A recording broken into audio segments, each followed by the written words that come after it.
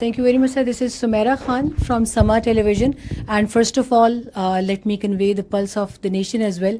They obviously they cannot reach you in person, every one of them, but the heart of felicitation is indeed with you from the masses of Pakistan, specifically youth. You mentioned very rightly.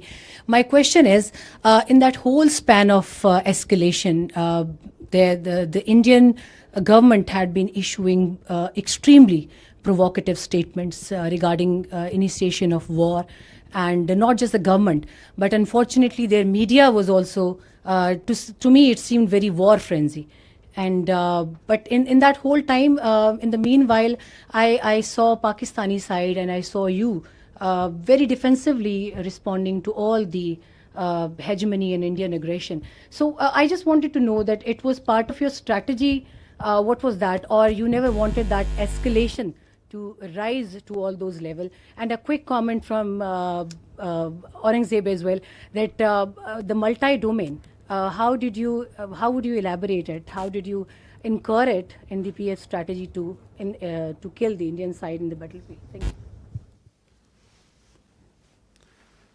So as far as the question to the escalation is concerned, let me say it. The reality is that in a conflict which is between two rival nuclear powers, such a conflict is actually an absurdity, and it is inconceivable and sheer stupidity. Why?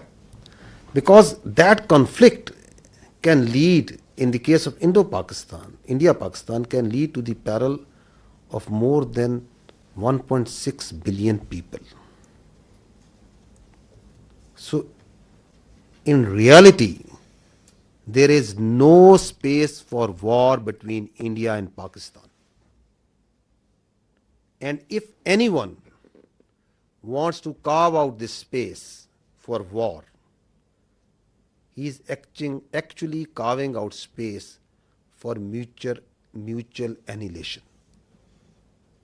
So that is why you saw that in this conflict, Pakistan acted in a very mature manner. And through conventional forces, we maintained escalation control. Through conventional forces, we gave them a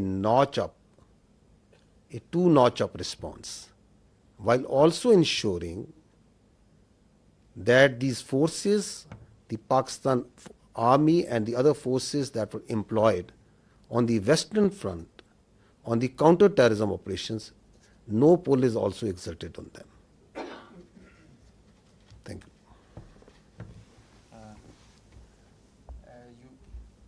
Can you hear me? Okay, you just asked regarding the multi-domain operations. It's a very, very good question, because this is the buzzword nowadays. But it's not actually something in the air. It's an actual real milestone for PEF. The warfare has changed drastically, and so has everything that is associated with it. It's not the erstwhile concept where you can just get the number of aircraft in air and see. It's called a new AMSO, the electromagnetic spectrum operations. It's a whole new environment that is there. And everything that is regarding Air Force and in the air, it's concerning the electromagnetic spectrum. Now, air supremacy has to be preceded by a spectrum supremacy. And if you control the spectrum, you control the conflict. So Pakistan Air Force, and especially this is a thing that is pursued so vigorously by Chief of the Air Staff, that we have to have that spectrum warfare capability. And you saw how we manifested it. It is a combination of EW, space, cyber, air, land, and sea, command, control, communication, infrastructure, information. All these things, they are in the wider spectrum of electromagnetic operations. And that is how you create an environment. You create an EW web that you manifest in the whole operations. It has to be choreographed at each step, and when to administer what. And it has to be preconceived. I mean, you can't do it randomly, and you cannot just do it on your whims. So you have to understand the whole idea and whole architecture. It might get pretty technical, but multi-domain operations is the need of the day, and all those air forces who kind of relegate it, they end up in the wrong side of the barrel. So Pakistan Air Force prioritizes it. We have our own Spectrum Warfare Operations Center, which is controlling the even in a small battle or an engagement to a larger campaign.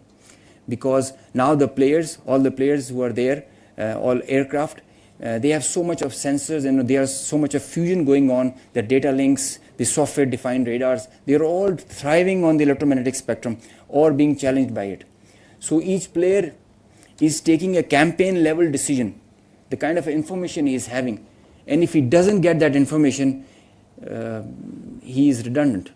So electromagnetic warfare is the need of the hour, and multi-domain operations is what carries you, propels you to perform and achieve the mission success with mission survivability, denying the same to the enemy.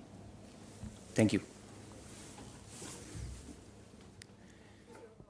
My name is Kiran. I'm from the Khorasan Diary.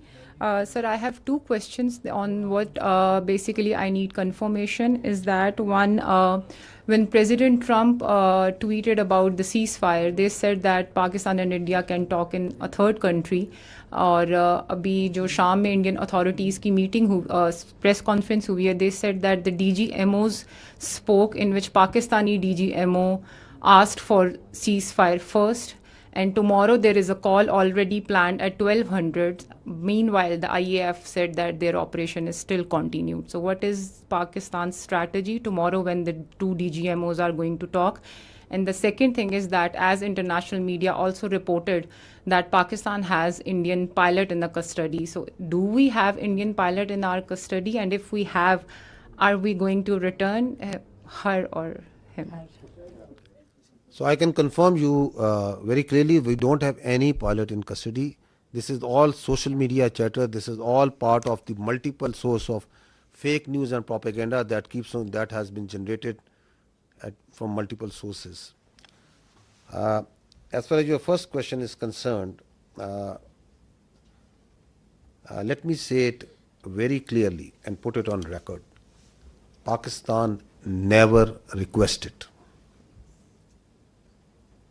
The fact of the matter is that on the night of 6th and 7th May, once those ghastly and cowardly attacks were made, the Indians requested after those attacks. And Pakistan gave a very clear response that we will communicate back only after we have given the response that this and retribution that this act deserves.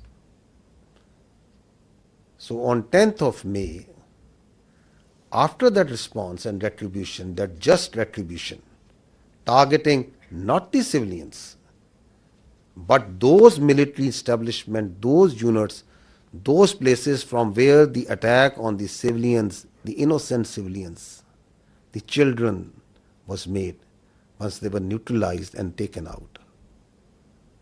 And on the request and intervention of the international interlocutors, we responded to the already made request of the Indians. And if you see publicly, what's on the public record? What I have shown you just now. What was the public position of the Ministry of Defence of the Indian Armed Forces? Who was asking for non-escalation once the just retribution of Pakistan Armed Forces have gone? So I think the record publicly, the facts speak for themselves.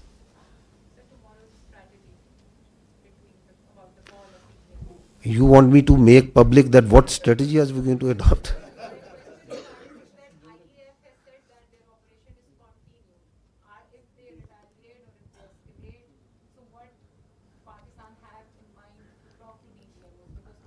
For any threat, anything that they can pose, posture your armed forces are always vigilant and ready. We have proved it on ground multiple times. Can prove it. So, and we don't respond. And we are not here for a response that what they said. And so it's not that what they said that I have to say.